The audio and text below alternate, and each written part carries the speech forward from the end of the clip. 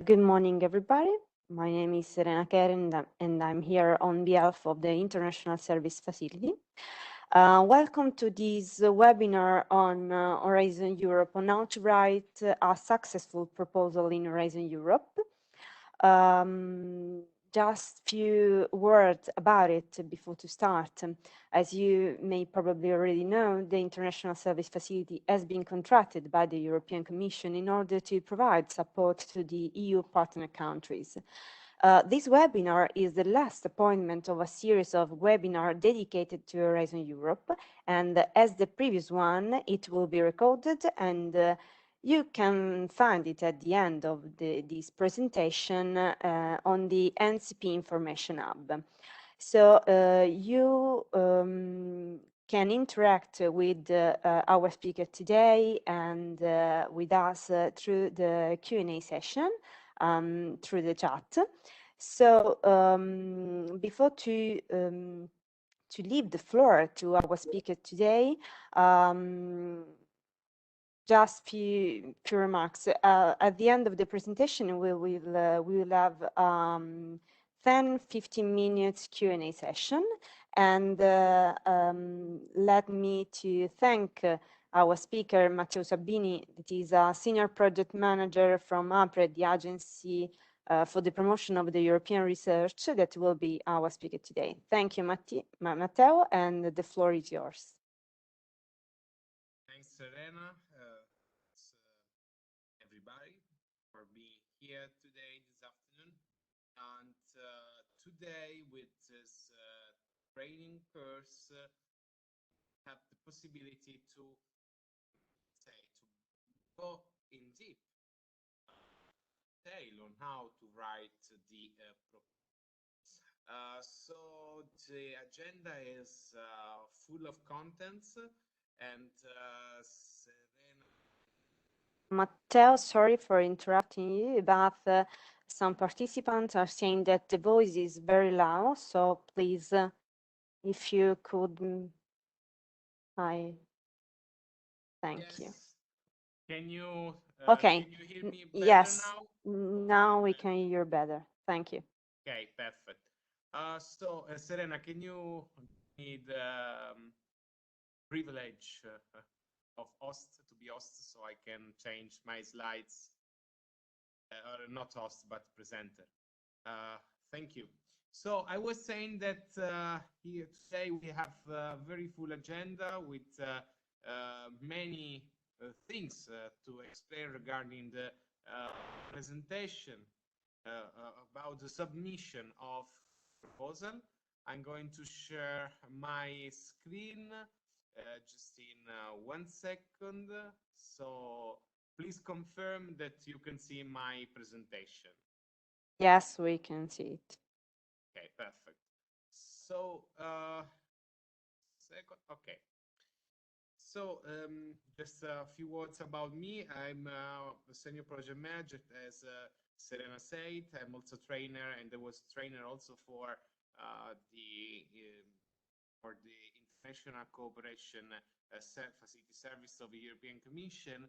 And I work in a project department, so the one dedicated to the presentation of proposals in Horizon 2020 and now in Horizon Europe.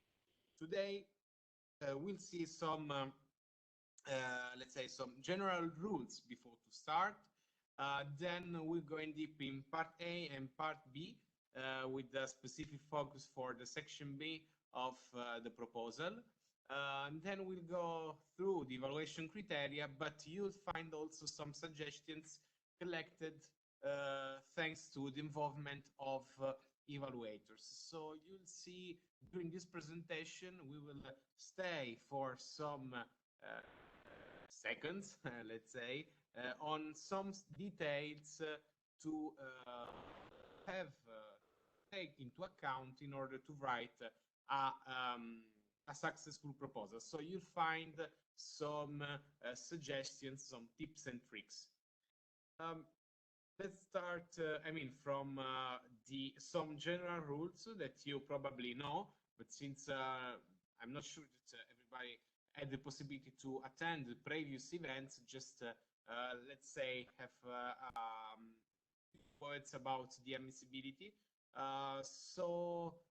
Regarding the general rules of Horizon Europe, you have to know that there are some admissibility conditions, and that the limit page for research innovation action and innovation actions is 45 pages,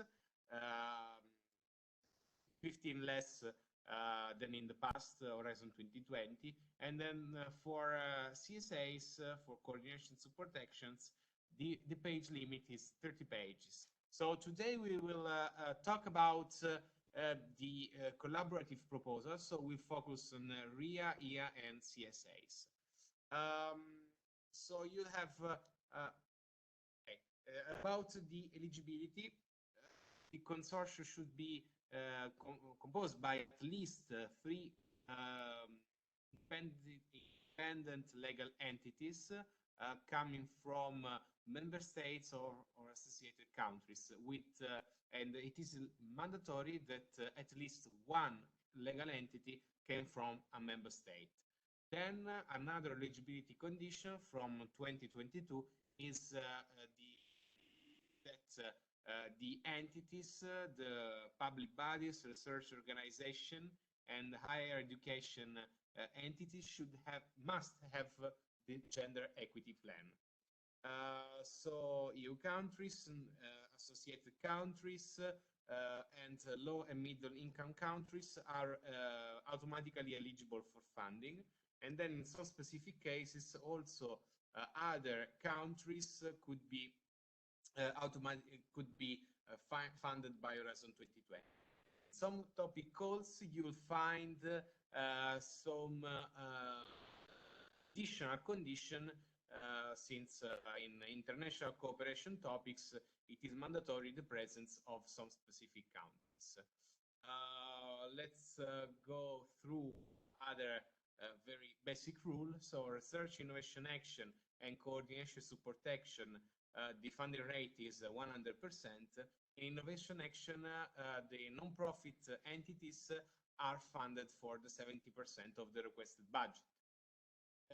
For the submission of the proposal, you have a template to fill with 2 parts. Section A, part A, that is generated automatically in the system. You have to fill online.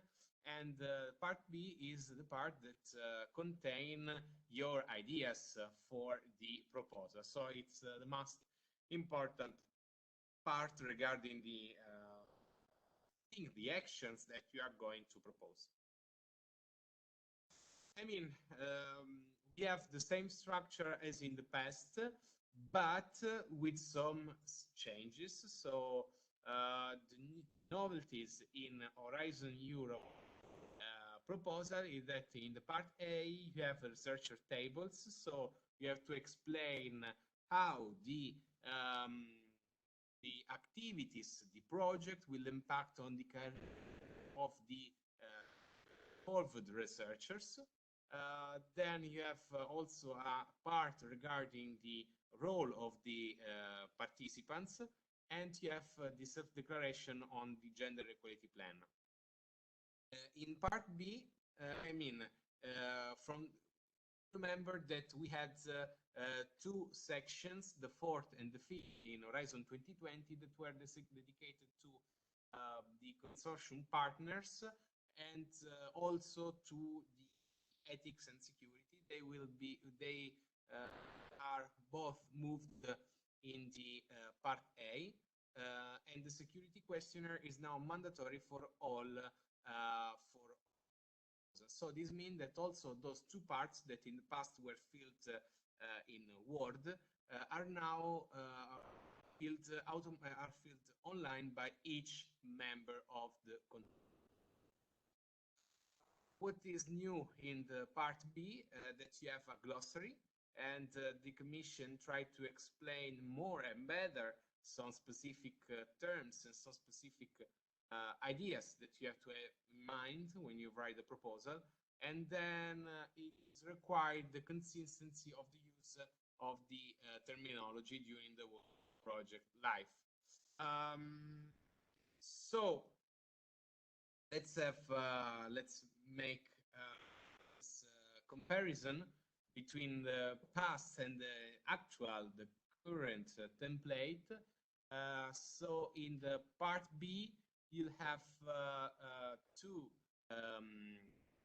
sections, two chapters instead of four.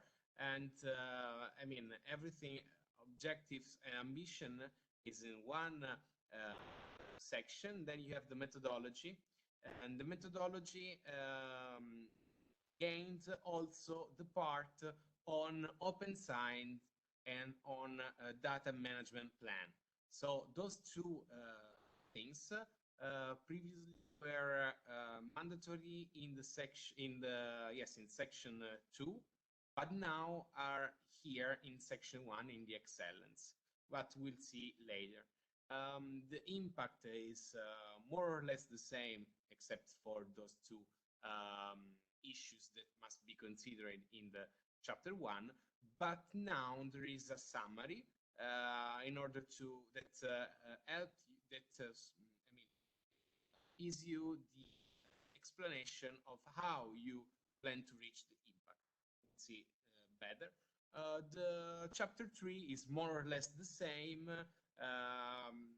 since now there is, the work plan, it's the same, and then you have the presentation of the participants as a consortium, and you have to explain how they can do the work properly. So let's focus on part A, or say that there are some parts that were gained by this section, by the part A, and now there is the security that is mandatory for. So here you have the time to go in deep on the novelties, but I would like to focus during my presentation some specific since we have time. And then, of course, you can make me questions during the Q&A session. So the big news is that you have the gender equity plan has eligibility condition from the 2022. The budget is the same. And what is important is that in the ethics section, yes, you have new questions. This means that now this is a part in which we have a questionnaire. You have to reply yes or not, and then if you reply yes, you have to explain what you'll do. So now you have a new point in the survey that is on artificial intelligence, and then you table on the ethics self-assessment. But let's go to the part B, is the one dedicated to the presentation of the proposal.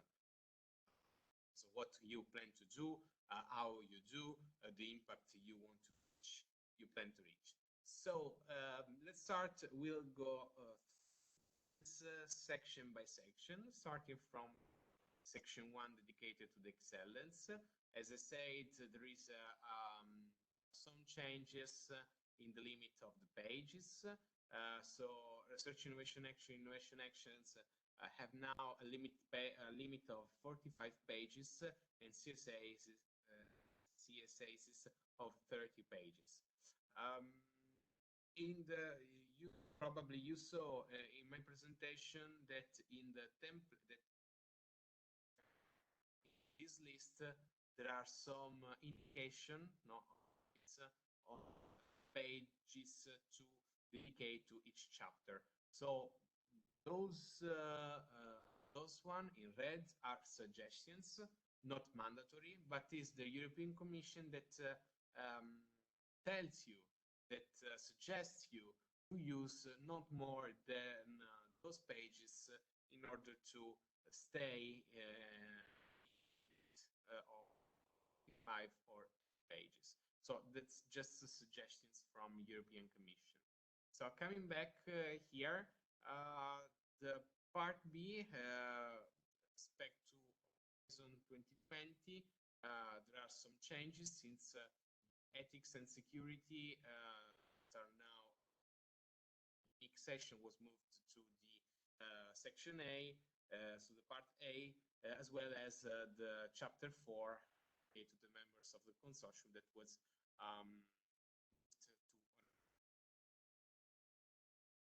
so now we have the part B1 that has just 2 chapters dedicated to the objectives and ambition and to the methodology. In the part of objectives, you describe what are, of course, the objective of your proposal, how you'll go beyond the state of the art, what you think to reach, and also you describe what is the position of clients, maturity of your client's proposal according to the technology's readiness level.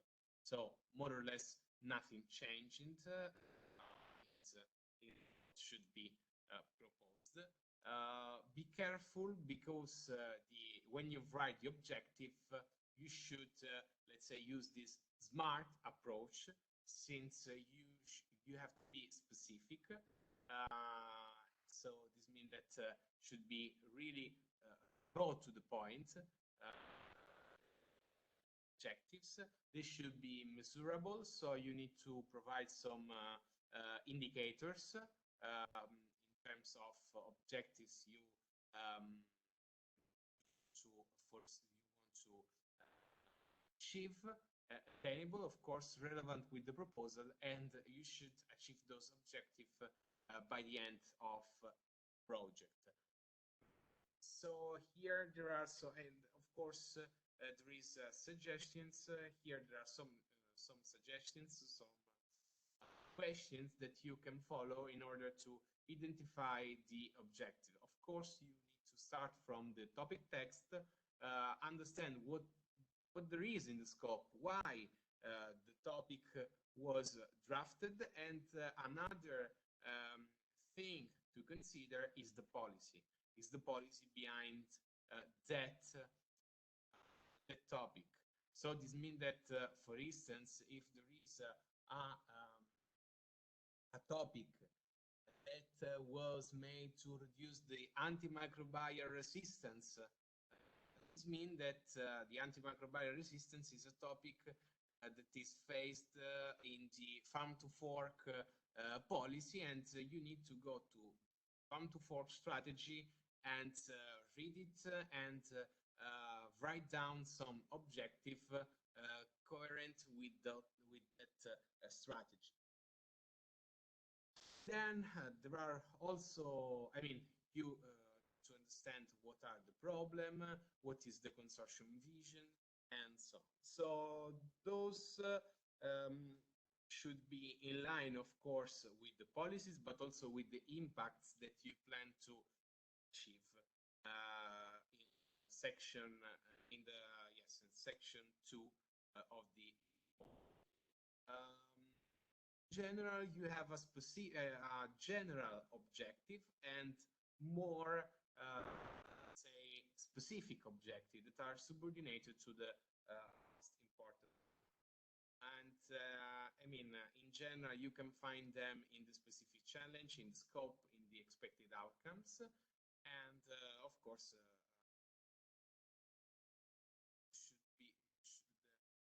write them in line with strategies and the policies of the European Union.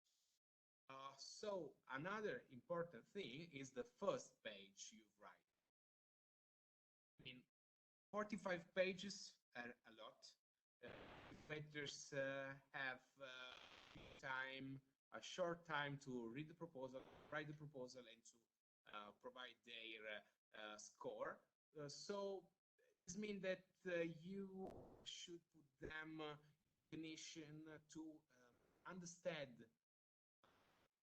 from the first sentences what you're talking about what are your objectives, what you want to do, what is your solution. So really, the first page is one of the, maybe the most important one, since should say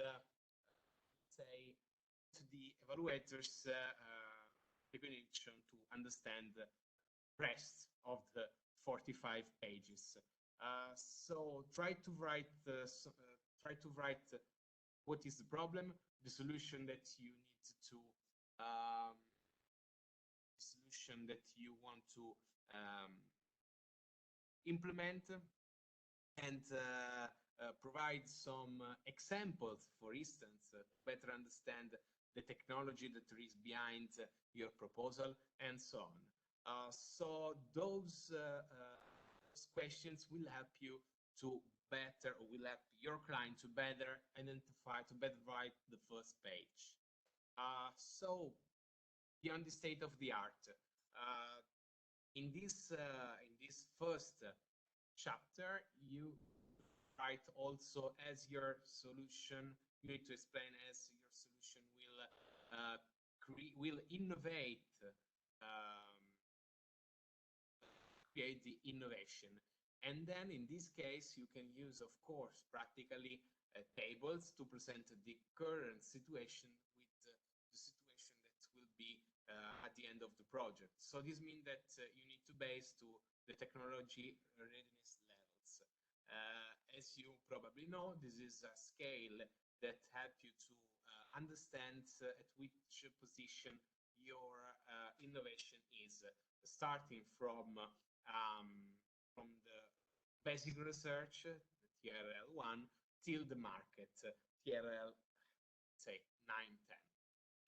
So it measures the of technologies according to the how much is close or far from the market.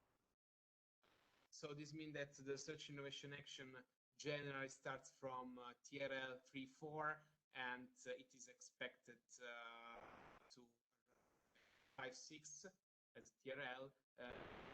Action start from 5-6 and they arrive till 7-8 by the end of the project. Regarding the methodology, the second session of the excellence will explain how you will the approaches that you will use and put into practice during the project. So this means that you are not describing flow of the work you'll do, but what there is behind the organization of the work. So this means, for instance, that you can say that you creation, how you will integrate the co-creation among your activities, main assumption that you use, the mean theories, for instance, you use the quadruple helix model for involving all stakeholders. You use this theory of physics, I don't know, whatever you want, but this means that you are explaining how what you have, the theories into practice. Then in this section, you have to explain with the not significant harm principle, I would say, the international research activities used by your project, then how you use the expertise of the consortium in order to guarantee the interdisciplinary approach, or if it's not necessary. Those are some ideas regarding the methodology. Consider that in the methodology, you need to integrate in the methodology also the gender dimension, and you have to explain how you will treat gender. That is not how many women and men there are project, but how you take into account the differences, existing differences between genders. So, for instance, if a research medical research will have different impacts on the men bodies respect to the women bodies. If you plan to have different, I mean, how, for instance, how if the proposal asks you to support the change of behaviors, you need to have in mind that behaviors could be different. But also for different ethnics or societal categories and so on. So you need to things, and in this slide you'll find also some. Matteo, sorry, I interrupt you again, but we can hear you very well. We have another time problem, some issues with your audio. So can you hear me now? Yes. Okay. So thank you. Okay. So consider that the gender dimension is one of the things that are taken into account by the evaluators to fund the proposal in case of ex-aequo proposal. So it is the third feature making the rank list. So the methodology, there is also how you will implement the open science in your project. So open science means that you should, for instance, guarantee the open access to your research publications to open data, how you will guarantee that other people will have access to structure and so on. So here there are some useful slides in order to explain you also the taxonomy and what open science means. Consider also that you have the possibility to publish on the European Commission service that was implemented by European Commission. And then, as said, in this section, you have to explain also the data you have to write the data management plan that is mandatory, and you need to explain how you will use your data, how you will guarantee the open access, and it's considered that it is mandatory, and you have to deliver by month 6 of the program. So at this point, you write the first section of the excellence, and then here, before to go on, you need to take into account some aspects. First of all, if chapter 1 is consistent, if the first page in particular attract the attention of the evaluators, if the layout is helps reading the proposal, if you, for instance, you can use bold, italic, boxes, use figures that can explain for themselves. This is really relevant since we now have less pages than in the past, and then figures can help you to explain some ideas, some theories that you want to implement better than, for instance, pages full of text. Then try to see if there is something missing or too much some sections. Let's go to the section 2, in which we talk about impacts generated by your project. The first part, you show the project pathways toward impact. So this means the impact that you will generate it. The concept is similar to Horizon, in which they ask you expected impacts of your project. But in this case, we have some changes. First of all, the fact that your impacts are listed not in the topic anymore, but in the work program in general, in the description of destination area. So you'll have a work program containing all the topics that are grouped in destination areas, and in the destination areas you have the list of impacts you have to generate.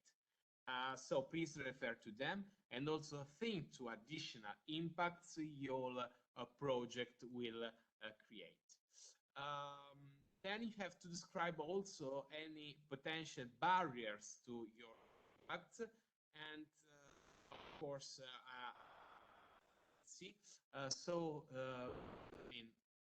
impacts are the benefits derived for innovation. So larger are the benefits, larger are the impacts, and you need to think in an holistic manner to think about all the impacts you can generate.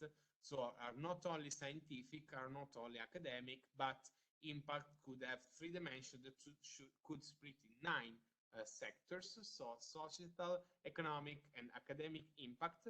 And then you can generate impacts on cultural, economics, political impact. So don't try to think say out of the box. Think also, for instance, to the training impacts. Since you, of course, create innovation, you need to teach those innovation to the other people. So which impacts you have in training? So describe them. As you probably saw, we talk about pathway. So this means that in this case, you have a sort of journey, and you start from the beginning, from say the current situation in which you have some projects that are relevant for you, some activities that you done, some facilities you have, and so on. So you use those impacts to draft the activities that you want to do in your project. So you plan, you write your proposal starting from what you already have, you propose some activities. Then at the end of the project, by the end of the project and the beginning, at the end of the project, you have some results that we can call them outputs. That are publication, a new product, other innovation, and so on. Those outputs, those results, that could be also research results, of course, generates outcomes. Outcomes are impacts in the short, medium terms. And you generate those outcomes thanks to dissemination and communication activities.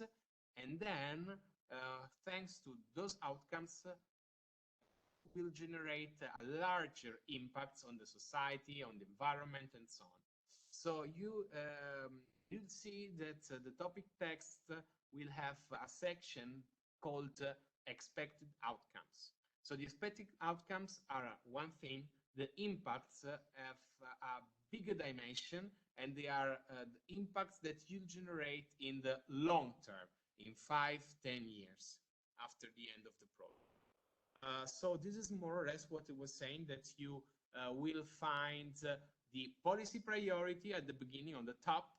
Then you have the strategic orientation that are contained in the Horizon Europe strategic plan, that they were the basis for the work programs, and within the topics you have the expected impacts that you have in the destination area, and within the topics you have the expected outcomes. So more or less this is the path. So at the end of the project you have the research outputs that are let's say a smaller group with respect to results, to the project results. Then it does generate the outcomes that will generate impacts. Section 2 is similar to the one that we had in Horizon 2020. It's dedicated to the measures dedicated to maximize impact. So it's dedicated to communication, dissemination, exploitation activities. What are the differences of those three terms? Communication is directed to the multiple audience, to everybody. You need to tell to the people that you were funded by European Commission. You have to explain generally to everybody what you are doing. So this means that you need to use a simple language, and you need to inform everybody what you are doing, since you were paid by citizens to implement specific activities. So you need to report to everybody what you are doing. Then dissemination is you are talking in the dissemination activities. You are talking to an audience that can use your results. So if with the communication, for instance, using social network, you are talking also to your family, to your parents. In the dissemination activity, you are talking to other scientists. If with the communication you say that you are doing activities on quantum technologies, you say, okay, I'm doing this. In the dissemination activities, you say in details to another scientist what you are implementing quantum technology, and the activities you are doing. Very detailed and using the scientific jargon. And since the other scientists could reuse, could update, could do other investigations on your results. With the exploitation, you decide how to, what is the concrete use you can do of results. So for instance, if you want to publish, to patent, to sell the results and so on. Those are the three differences. Sorry, it's the wrong slide. I'll change it since this is in Italian. I have two versions also in English. So in the communication, you have, let's say, activities such as the social networks, the newsletter, the project fact sheets.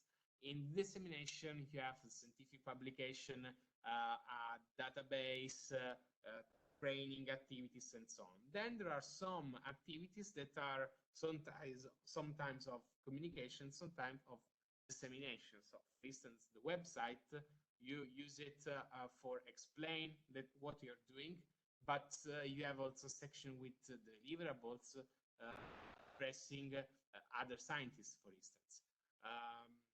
So on. Differences is also on the, let's say, on the project life cycle, since the communication starts from the very beginning till the end of the project. The dissemination results, it starts later. I mean, for instance, after 2-3 months after you did some activities, already did some activities. Exploitation begins maybe at the middle of the project when you have the first results, and they'll last after the end of the project, since you since by the end you have a concrete idea of what you want to do with your results, and then you'll exploit them. In Horizon Europe, there will be implemented some activities by the European Commission in order to evaluate the outcomes after the end of the project. So here you'll find some ideas. Regarding, you have also a summary. This is new. So you have this summary that is more or less a way to put all the pieces together and to explain the pathway, since you'll have in 2 pages this table. You can start from the target groups. So you identify what are the target groups who will benefit from the results of your project, and you have to understand what are their specific needs. Then according to this, you'll have some expected results according to the needs of them. And those expected results will be disseminated and exploited and communicated through some specific measure. Thanks to this, you generate some outcomes, some midterm effects, and explain what are, for instance, the adoption of your solution by other people external by the the consortium. And then those outcomes will generate impacts, and you need to explain what are using also indicators. Work plan is more or less the same, and it's completely the same. This means that we have to use a table indicating what are who are the beneficiaries, the involvement in terms of person months, the objective of the work package, then you have to divide the work package in tasks, saying what you're doing, and then tasks should be connected to deliverables. Deliverables should be connected to the milestones that are, let's say, moment. A milestone is an outcome, output or a document that will help you to understand where your project is, and that help you to plan some specific actions in order to readdress your activities. So more or less, those are the three sections of part B of the proposal. Just go to the question of the proposal. You know that there are two let's say, kind of submission. The single stage used in 2021, in which you have to present your complete proposal, so filling the 45 or 50 pages. And then there is also another way to present the proposal that will be implemented again starting from the 2022, is the two-stage submission. This means that you have, in the first one, you present a short proposal, maximum 10 pages, and then there will be a first evaluation.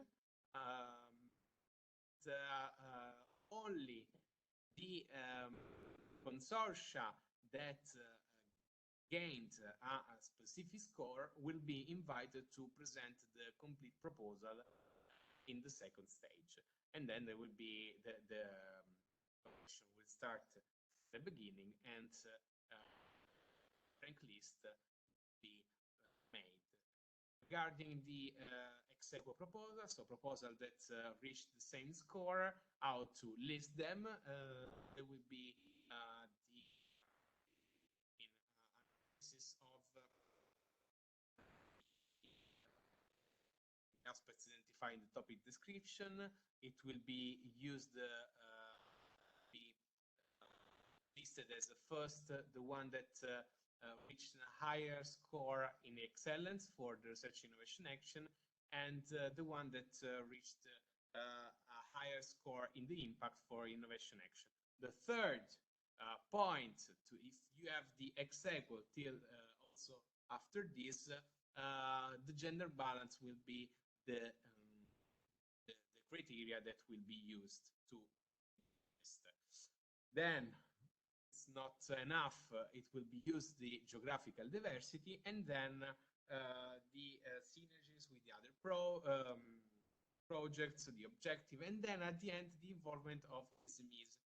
I want to highlight this because if you remember, one of the first criteria in Horizon 2020 to create this rank list was the involvement of SMEs, because one of the objective of Horizon 2020 was to give 20%, at least the 20% of the Horizon 2020 budget to, 25% of the Horizon 2020 budget to the SMEs.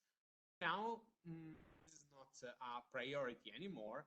There are other priorities, and you have different criteria to create the list. And for instance, the geographical diversity that is considered as more priority, the access of SMEs. So here, just I want to leave you some description of evaluation criteria regarding the scoring change. You need to have to reach at least 3 points out of 5 for each criteria, but this is not enough because there is a threshold that means that only the proposal that reach at least 10 in total will be eligible for funding. And then, I mean, as you know, the 10 is not enough. 200% of cases, because we have also project funded with 15 or so how the evaluation process works, there will be, I mean, more or less, it's the same as in Horizon 2020. Evaluators from 3 to 5 are to evaluate the proposal. They'll do individual, then they agree on a common position during the consensus group. There will be the panel review. Then it will be finalized by the Commission. The new is that there is the right to react between the first and second stage.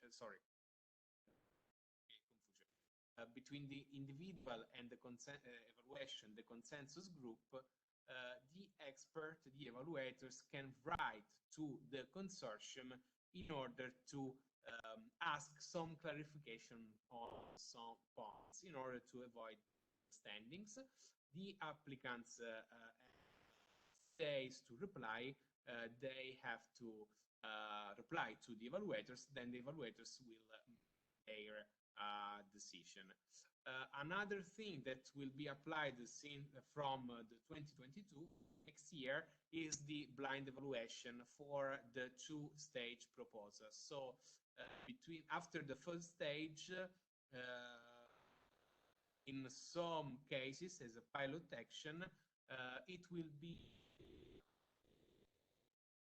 not disclosed who are the participants, and neither the names of the participants, in order to guarantee more and more say equal competition, even if it's already competition, but this is to increase guarantees for applicants. So here I leave you some common mistakes, some good practices that you can take into account, that you can suggest to your clients to take into account when they write. So they are divided for the 3 sections of the part B of the proposal. And here I have also some comments coming from before to close, before to open to the questions, just back to the do not significant harm principle. This is in accordance to the EU taxonomy regulation that is a new regulation of the European Union that says that your innovation should must to comply with the objectives of European Union, say on the climate, environmental sustainability, social sustainability in the future. So this means that your innovation, even if it could be for instance, could not affect negatively environment or the climate and so on. So after this fast presentation,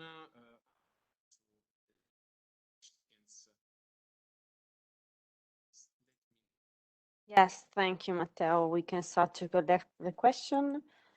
Just to remember that you can write on the chat.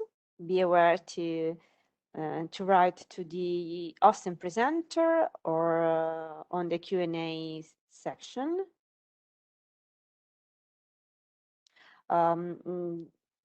Just to answer to some of you that asked for the presentation. The presentation and the recording will be made available on the NCP Information Hub in the next days, where you can find also the recording of the previous webinar.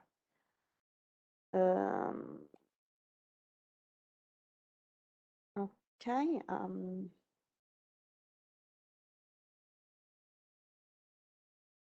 Don't know if I think we don't have question. Okay. Just a few minutes to wait if something else. So just I don't know if you want to add something else, Matteo, during. No, I mean nothing to add. The thing is that in any case, if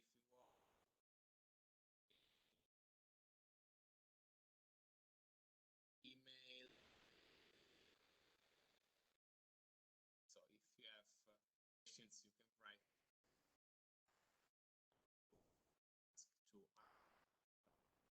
Okay. So we can just a question. Just a moment. I think we have. Sorry for being so fast, but I mean, in 45 minutes, it's not easy to explain everything. But in any case, I put many slides with text,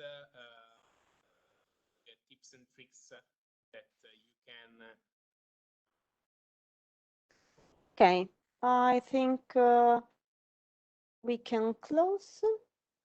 There is. There is a question. I can read it for you. What were the very common mistake you see we should avoid? Sorry for the noise. Okay, some of the mistakes. First of all, make mess between objectives and impacts that are two different things. The objectives are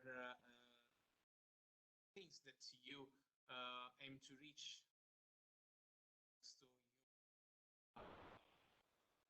Your project. Actually, Matteo, we can't hear you. So can you repeat the? Can you hear me now? Yes. So a big mistake is between impacts and confusion between impacts and objective. So the objective are more related to the activities of your actions, and impacts are more related to the effects you'll have in the long term. For instance, an objective could be the of new training courses. Meanwhile, the impact could be the creation of jobs for the trained people. So those are the differences. Mistakes are common also in the in people confusing communication, dissemination, exploitation activities. Also in definition of impacts, and about impacts, please consider also the barriers. So there could be some issues for your impacts and list them. Explain how you will say manage the risk of issues. Yes, you will. And also on the gender, and I connected to the second question, guidelines about the gender aspects, how to address them. First of all, have a look at the documents I list in the slides, because there are some suggestions. There are also the link to some studies already carried out on some specific sector about the differences in the gender.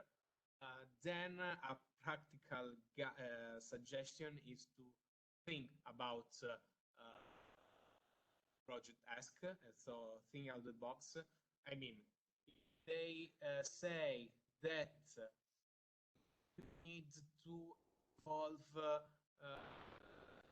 need to make a search of about a new drugs for some specific health issue. You need to ask what are the differences between men and women, or for instance, what are, for instance, if you need to push people to adopt healthier diets, no? What are the differences between men and women? What are their approach to the foods? What is, for instance, the difficulties that have some people with non-communicable disease with food and so on? So, unfortunately, there is a standard rule that could be applied. The only one is that you need to ask yourself if differences exist, and you need to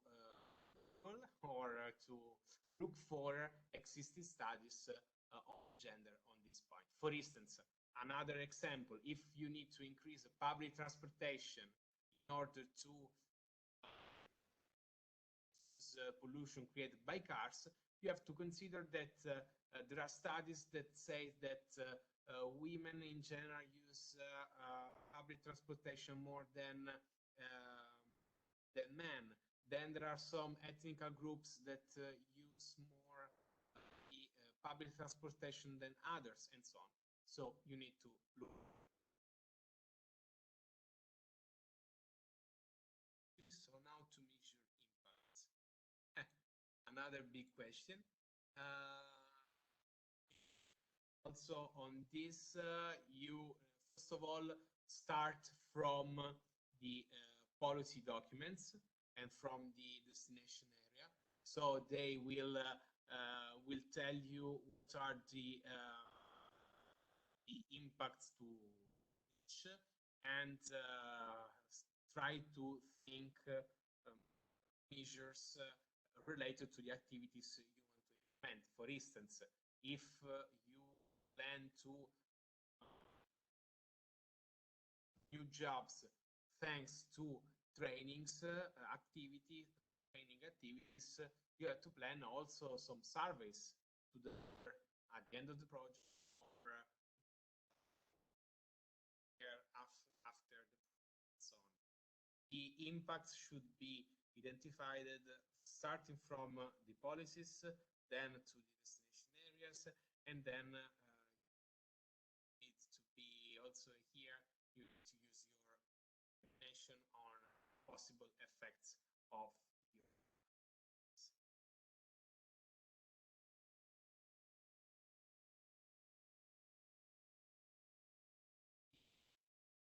see. Okay, for regarding the participation of third countries, there could be some specific in some topics. There could be some specific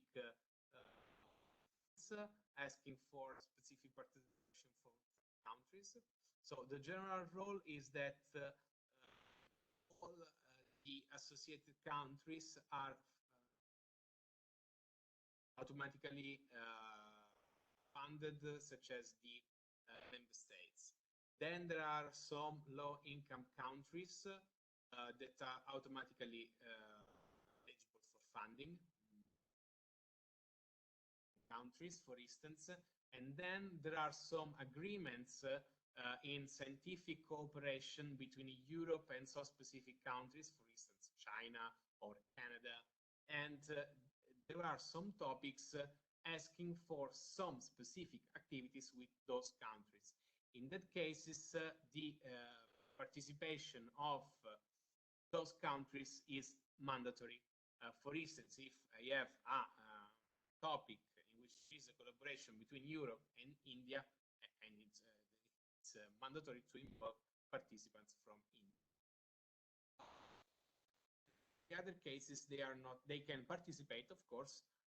Entities from third countries can always participate, but they have to use their budget, and participation of them should somehow be, should say why it is important to involve entities from third countries. EAC are open to them. To be honest, I think, not sure, because EAC is very, let's say, specific program. What I remember is that it's open only to associated and member states, and I mean also some specific cases. The UK, since UK is not eligible for a specific activity in EAC. But on this point, I think that we can ask to the NCP on this, and we can put a slide at this point on EAC. Otherwise, write a question to Serena.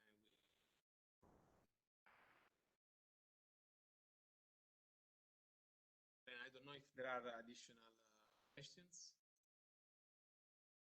No, there are no questions, no other questions. So just a few seconds in order to collect some other, but otherwise I think we can close here. And of course, as I already mentioned, you will receive the presentation, the recording, and the NCP information hub. So thank you very much, Matteo, and thank you to all of you for the participation. And bye, everyone.